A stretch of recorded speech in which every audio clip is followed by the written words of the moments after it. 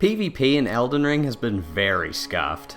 The balancing is all off because you die in one hit to everything, and the only real way to engage in PvP was to invade other people's worlds.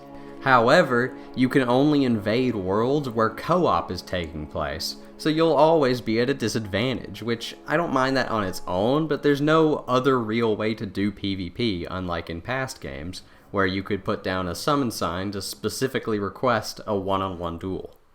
But, luckily, a new update has just come out that has unlocked the Colosseums to engage in proper PvP battles. The Dark Souls games had these as well, but something was always wrong with them.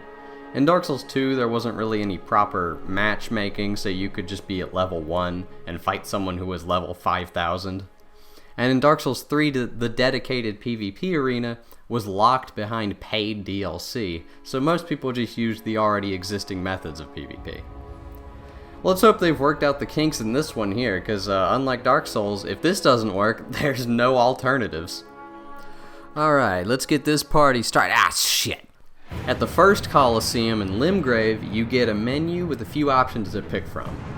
United Combat, Combat Ordeal, and how many players you want to be in each match. United Combat puts you into a team where you have to get as many kills as possible before the time is up. When you die, you immediately respawn. I like this a lot more than one-on-one matches, honestly. The high amount of damage you do to each other works here because you have to kill each other multiple times. I think the team aspect also gives more options for combat since you have to split your attention. More openings become available on both sides. You're not going to have any stalemates, that's for sure. And while you do still have to use a password, it is convenient if you choose to play with friends because you can choose which team you want to be on. Flasks are also limited to 1 and are recovered by either respawning or landing a kill. A good incentive to play aggressive and stay alive since you can potentially keep healing hits as long as you don't die. Now the Combat Ordeal option is identical except with no teams.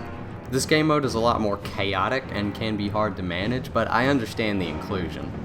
The only reason I really don't like the free-for-all is the lock-on. In my main review, I talked about how the lock-on tends to have trouble changing targets. When you're surrounded by many players, you really need to be able to swap between them quickly, but it just doesn't work most of the time. It almost never seems to work if they are directly behind you, and that's kind of when I need it to work the most. But at the end of the day, it's not bad. Considering I actively disliked the PvP before, this is a massive step up. Alright, next up on the list we have... Oh, god damn it! Now, the one in Lanedale is purely for one-on-one fights. While I don't personally enjoy one-on-one fights in this game, it obviously had to be an option, so I don't have any complaints with it. Lastly, the one in Caelid has all of the previous options, but allows players to use spirit summons. Summons add a whole other layer of chaos, especially if you use a spirit with multiple allies. It's nice to see the spirit summons used somewhere other than the boss encounters though, considering it doesn't really feel like they were designed with those encounters in mind. I can imagine how many players were probably really disappointed that they couldn't use any of their summons in multiplayer, so it's very nice to see it as an option. I also appreciate that any enemy summon is fully colored red while allies are colored white, so there's pretty much no confusion to be had. How well the summons mesh with the game modes is questionable, but that's to be expected somewhat. I think it's chaotic but manageable as long as you aren't doing a free-for-all with like 6 people. Now probably one of my main questions is, why are these modes split between the Colosseums? The menu clearly would fit every game mode, so just make it accessible by all of them. It's especially annoying that they are separated since there's no dedicated grace point to warp to each of these. Every grace is just far away enough that it's annoying to travel to each one.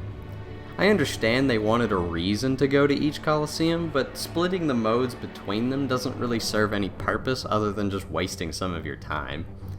I'm not really sure what I think the different Colosseums should have had, but I mean, personally, I think they should have just given them much more wildly different features for each.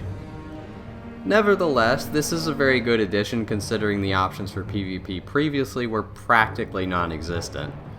And the craziest part to me is I experienced almost no latency or network problems.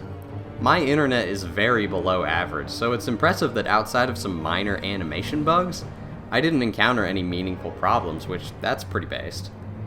I might actually play some PvP every now and then, which, I mean, hey, that's a win in my book. I think I'll give it a B. You're gay! Haha! You're pretty gay!